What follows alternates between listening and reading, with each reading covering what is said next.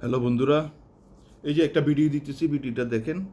এই যে বিশ্ববিদ্যালয়ের ছাত্ররা এবং বিভিন্ন কলেজের ছাত্ররা এই স্লোগান দিল এই রাত্রে, তুমি কে আমি কে রাজাকার রাজাকার, এই স্লোগানটা দিয়ে কোটা আন্দোলনকে পুরোপুরি বিতর্কিত করে ফেলছে এরা।